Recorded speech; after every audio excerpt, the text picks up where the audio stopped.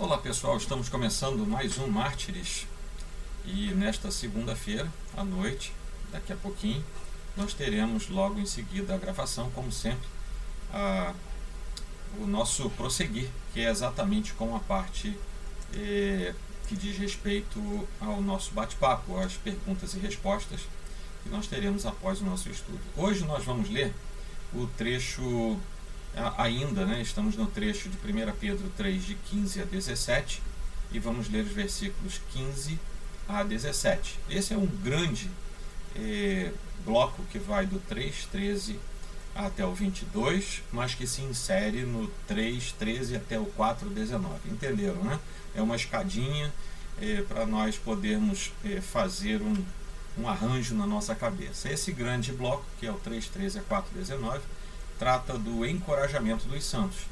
O 3:13 até o 22 fala daqueles que sofrem mesmo sendo retos, e nós temos uma divisãozinha. 3:13 e 14, vimos a semana passada, fala de nós, e do 15 ao 17 fala do da nossa exposição, daquilo que nós somos, e do 18 até o 22 vai nos dar Cristo como referência para a nossa ideia de caminhada neste mundo, mesmo que soframos eventualmente por amor a Cristo e por sua palavra. Bom, vou fazer a leitura hoje apenas dos versículos de 15 a 17. Vamos lá então fazer essa leitura. Antes, santificai a Cristo como Senhor em vosso coração, estando sempre preparados para responder a todo aquele que vos pedir razão da esperança que há em vós, fazendo-o todavia com mansidão e temor, com boa consciência, de modo que naquilo em que falam contra vós outros, fiquem envergonhados os que difamam o vosso bom procedimento em Cristo. Porque se for da vontade de Deus, é melhor que sofrais por praticardes o que é bom, do que praticando o mal. Ora, aqui nós temos uma instrução prodigiosa da parte do apóstolo Pedro, e com isso completa a ideia que antes começou no trechinho inicial 13 e 14. Então vamos lá, vamos conversar um pouquinho sobre esses dois trechos, pautando-me hoje numa introduçãozinha que eu fui buscar lá em Hermann Bavinck. Tudo deriva da vontade de Deus: criação e preservação, governo, o sofrimento de Cristo, eleição e reprovação, regeneração, santificação, o sofrimento dos crentes, nossa vida e destino, e até mesmo o menor dos detalhes da vida. Bom, o que Bavinck fez aqui, ele fez uma relação de coisas que muitas vezes não paramos. Elas entram no automático da nossa vida e não paramos para pensar que aquilo tem a ver diretamente com a vontade de Deus. Mas aqui, nesse meio todo, está exatamente parte do que vamos ler hoje, o sofrimento dos crentes, que Bavinck diz que deriva da vontade de Deus. Então, ele está nesse conjunto de coisas que Bavinck fala como sendo algo oculto na soberania de Deus.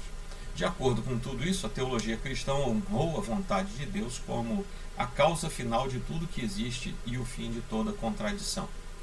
A vontade do Criador, disse Agostinho, é a natureza de toda coisa criada. A filosofia, porém, nunca ficou satisfeita com essa posição e nunca parou de procurar uma explicação mais profunda para as coisas. Platão tentou ligar o mundo visível às ideias que constituíam o verdadeiro ser, mas não teve sucesso. Aristóteles concebeu a divindade como forma pura, como o pensar do pensamento, que exclui toda volição, toda criação e toda ação. E embora também visse a divindade como o primeiro motor em sua obra, a natureza do movimento e a relação de Deus com o mundo permanecem totalmente obscuros. No estoicismo, isso levou ao panteísmo. Deus é a racionalidade, mente ou alma do mundo, e o mundo é o seu corpo, vestes ou aparência. Bom, quando nós voltamos ali para o nosso universo cristão, nós temos, portanto, a ideia de que todas essas coisas que derivam da vontade de Deus definem também qual é a verdadeira forma de crer em Deus porque não desfaz de nenhuma das suas características e de nenhuma das suas vantagens. Então, se em algum momento a ideia da criação e da preservação, a ideia do governo, a ideia do sofrimento de Cristo, a ideia da eleição e da reprovação, a ideia da regeneração, a ideia da santificação, a ideia do sofrimento dos crentes, a ideia da nossa vida e de nosso destino, a ideia de qualquer detalhe da nossa vida, se alguma dessas questões for considerada fora da perspectiva bíblico-teológica, Bavinck nos deixa claro que isso não procede de uma mente que é de fato uma mente cristã. Porque se tudo isso faz parte de um grande conjunto, quando você tira uma peça, você desestruturou o grande conjunto. Ou seja, se você já ouviu por aí uma teologia que diz que o crente não precisa mais sofrer, do tipo, pare de sofrer, isso é um desvio da teologia, portanto ali não há credulidade bíblica. Se em algum momento a eleição e a reprovação saem do pensar teológico, ali há problemas sérios. Se a regeneração não é tida como basilar, ali tem um problema sério. Ou se outra regeneração entra no lugar, né? Se alguém questiona a criação divina e a preservação de todas as coisas, temos aí um problema. Santificação, por exemplo, inclusive com os hipercalvinistas e aqueles que desviam a sua conduta pessoal, eclesiástica, de governo e dizem que pode fazer qualquer coisa porque já estão salvos, saíram do processo de santificação, portanto ali há problemas graves a se resolverem. Mas vamos prosseguir então aqui. O versículo 15, no versículo 15 nós temos algumas falas e eu hoje vou ficar muito dentro daquilo que esses autores, o Calvino, o Bavinck e o Holmes, nos disseram. Santificar a Cristo quer dizer que os cristãos devem consagrar Cristo em seu coração, ou seja, tê-lo separado dentro de si em posição privilegiada e não tocado por mais nenhum outro ente ou pensamento, exatamente no coração que é o centro da existência humana. O que nós temos aqui é o seguinte: as pessoas às vezes se perguntam, como é que eu vou santificar a Cristo? Ele já não é santo? É porque santificar na teologia bíblica, particularmente quando nós entendemos a relação com Deus, quer dizer separar. É por isso que nós somos santos, somos separados para Deus, por Deus, e somos, portanto, separados daquilo tudo que não provém dele. Santificar a Cristo quer dizer separá-lo também, deixá-lo em posição que ele não seja misturado com nenhuma outra coisa. Eu espero que a partir de hoje você entenda o que quer dizer santificar a Cristo. Não é tornar Cristo mais santo nesse sentido secundário, mas é torná-lo cada vez mais separado de qualquer outra coisa, pensamentos, obras, até mesmo da nossa existência humana.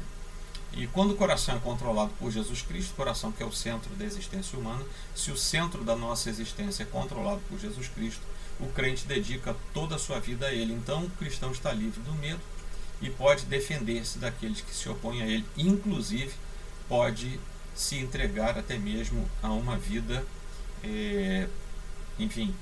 de perdas, porque sabe que o ganho com Cristo é muito maior. Quando nós vamos para Calvino, então nós vemos que Pedro não nos ordena estarmos preparados para a solução de todas as questões quando ele fala de darmos, podermos responder a todo aquele que nos pede razão da nossa fé. Pedro aqui não está dizendo para a gente virar um almanaque teológico, não é isso. Mas, até porque, segundo o próprio Calvino, não é dever de todo mundo discutir qualquer tema, a gente não precisa disso. O que está em pauta aqui é a doutrina geral, ou seja, aquela doutrina simples, porém geral, que todo crente fiel e verdadeiro no Senhor, mesmo que seja uma pessoa muito simples, até iletrado, vai guardar no seu coração. Então, isso é a razão da nossa resposta.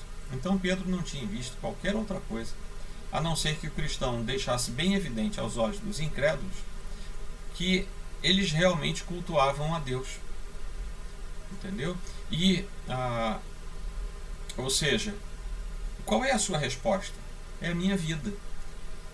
Eu preciso ter respostas da minha razão? Claro que sim, mas a mais importante é aquela que eu vivo, porque as pessoas vão observar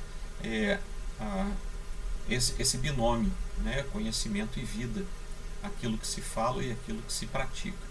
E nisso aí não há dificuldade, porque seria muito esquisito se não pudéssemos apresentar nada que defendesse a nossa fé quando alguém nos pergunta a respeito disso.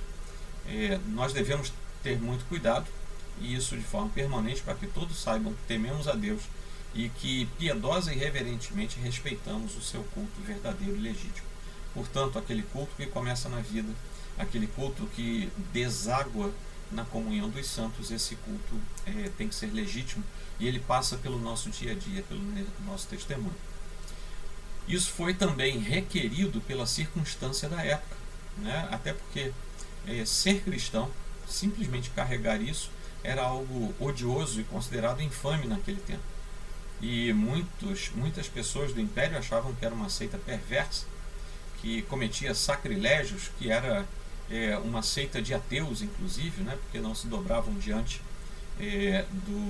dos deuses do Império, e ainda mais, era canibal e antropofágica, né? Porque comia a carne e o sangue do seu Deus. Então tudo isso era muito temido, era considerado muito estranho naquele tempo.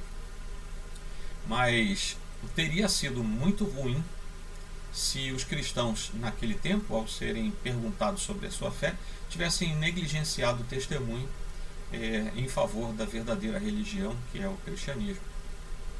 E diz Calvino, como ele próprio pensa, este é o significado da palavra apologia, ou da defesa, né? Defender a fé, isso vem de apologia, que Pedro usa aqui, ou seja, que os cristãos tinham que fazer evidente, tornar evidente aos olhos do mundo que estavam muito longe de toda impiedade e que não corrompiam a verdadeira religião, e que por causa disso, eram suspeitos aos olhos dos ignorantes. O dever dos cristãos era simplesmente dizer: não, nós somos tudo isso que vocês desconfiam, embora não verdadeiramente esses atos todos que vocês nos imputam, mas porque nós seguimos a verdadeira religião e não o contrário. Ao final desse versículo, nós pegamos uma indicação de Homer que indica que os que santificam o Senhor no coração estão preparados para a defesa. Ou seja, como é que eu sei que eu estou preparado para me defender e defender a verdadeira fé? É se eu realmente santifiquei o Senhor no meu coração. O Senhor tem um lugar especial, ele tem um lugar privilegiado no centro da minha vida, das minhas emoções, então eu consigo defender a minha fé, consigo defender a estrutura do meu pensamento a respeito de Deus. Se não, não. E aqueles que se mantêm prontos para responder ao mundo realmente santificam a Cristo.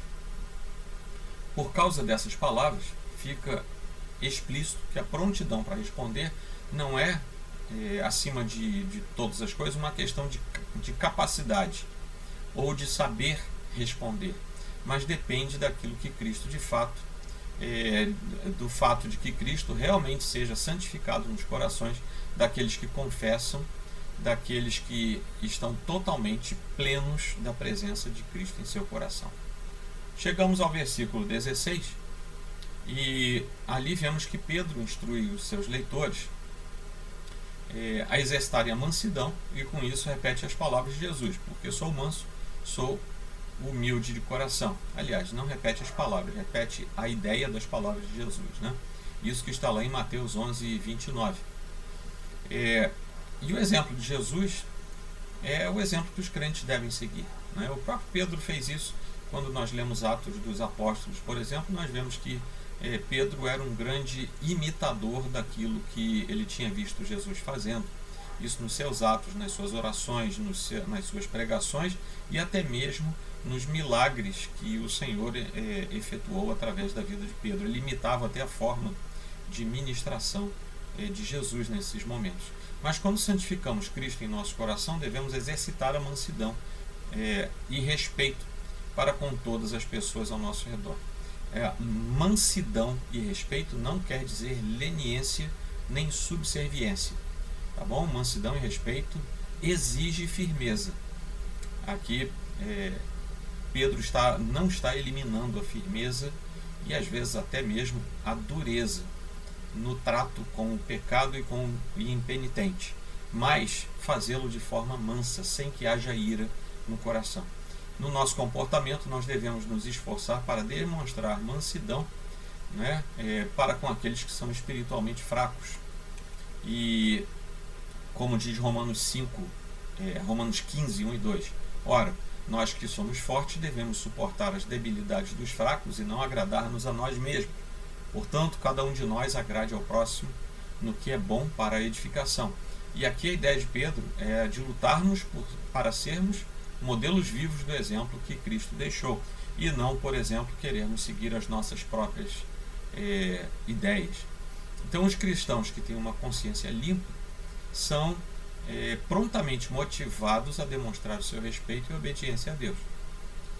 Quando Paulo era prisioneiro lá em Jerusalém, ele se defendeu perante o sinédrio judaico e exclamou: varões e irmãos, tenho andado diante de Deus com toda a boa consciência até ao dia de hoje. Isso está lá em Atos 23, 1.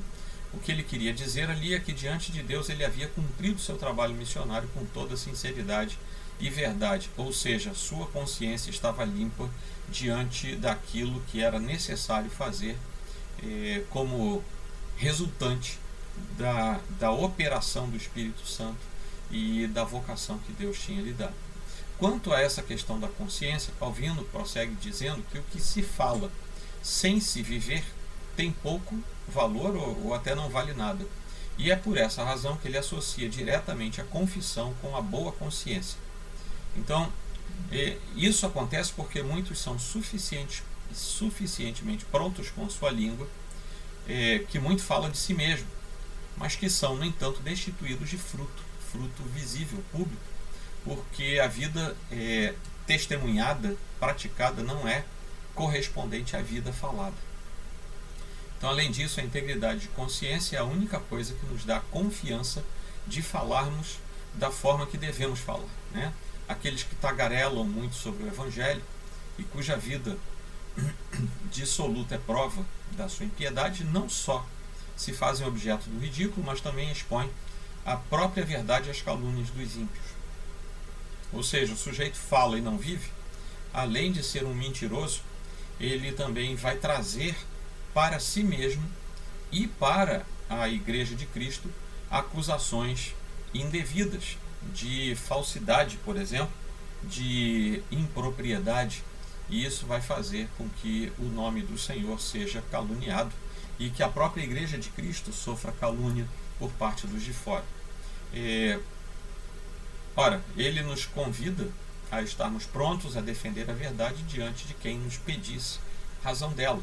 Então, nosso dever é vindicar a Deus, a verdade de Deus, contra aquelas falsas suspeitas, a respeito das quais os ignorantes se entretêm.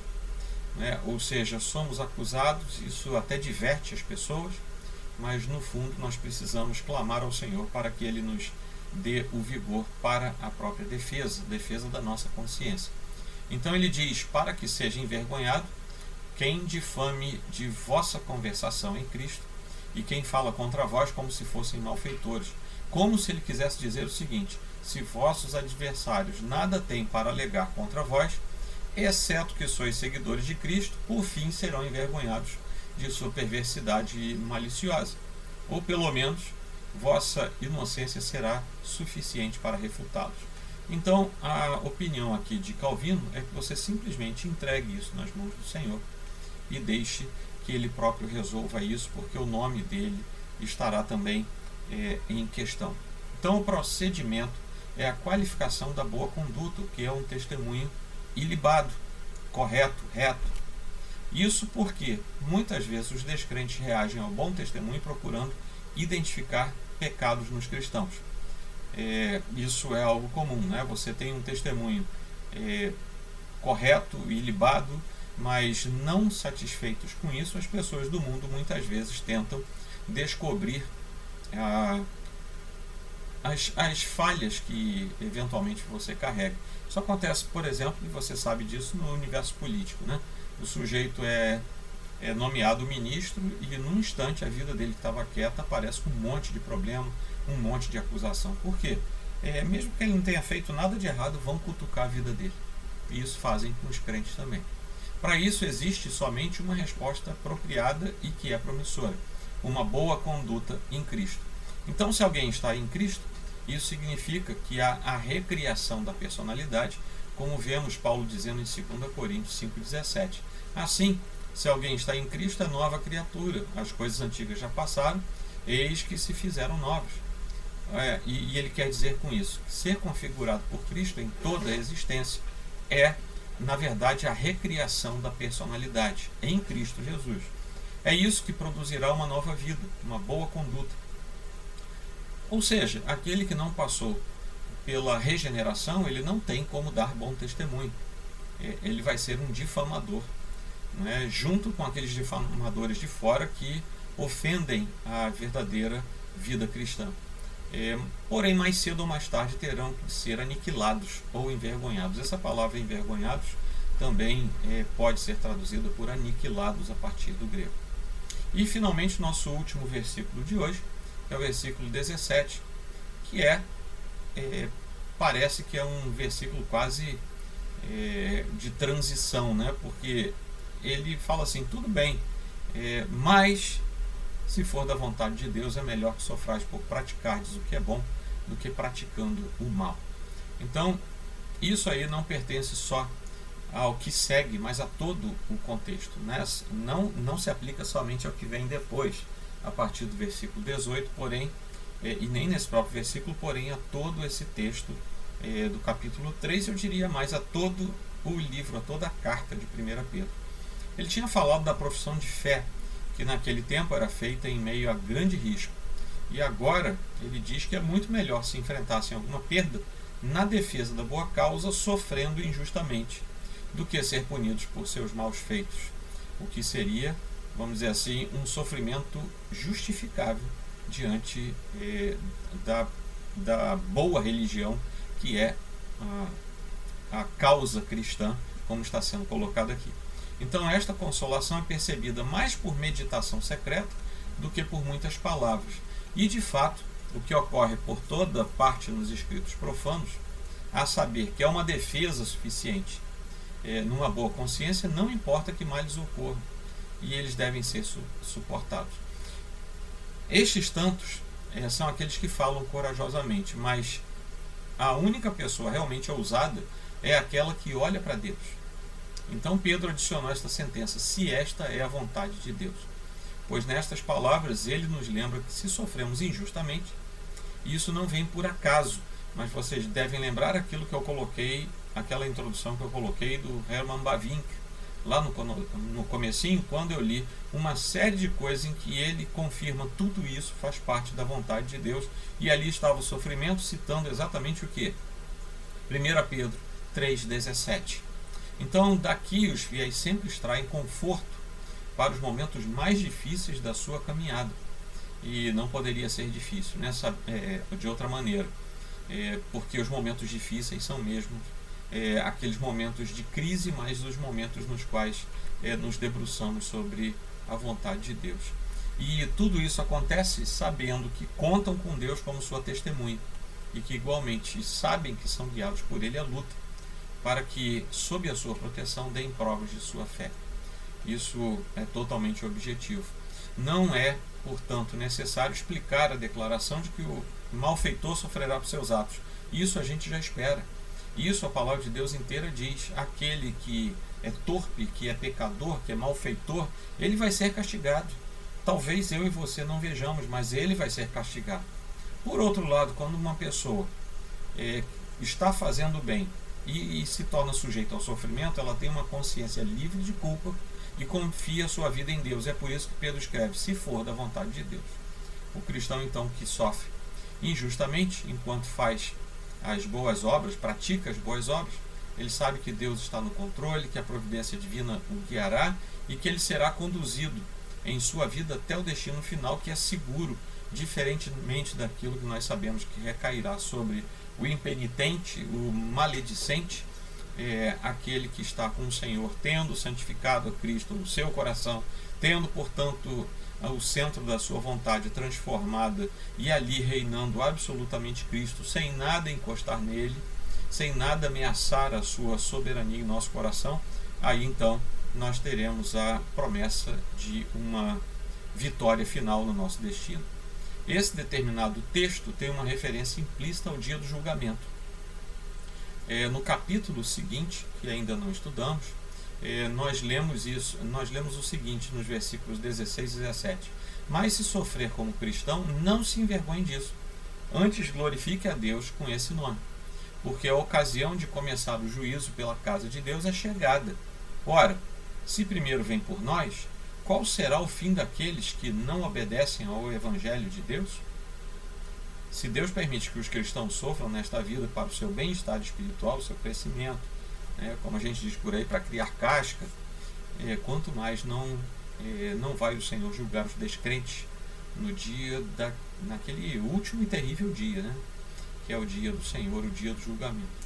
Então os difamadores, já envergonhados, o que não significa de forma alguma que eles vão parar de difamar ou de perseguir, pode ser que apesar disso, ou até justamente por isso, as testemunhas de Jesus tenham de sofrer, porque os difamadores foram atingidos na consciência, e em todos os casos é necessário mesmo que haja uma perseverança inabalável na boa conduta, porque é melhor que sofrais por praticardes o que é bom do que praticando o mal.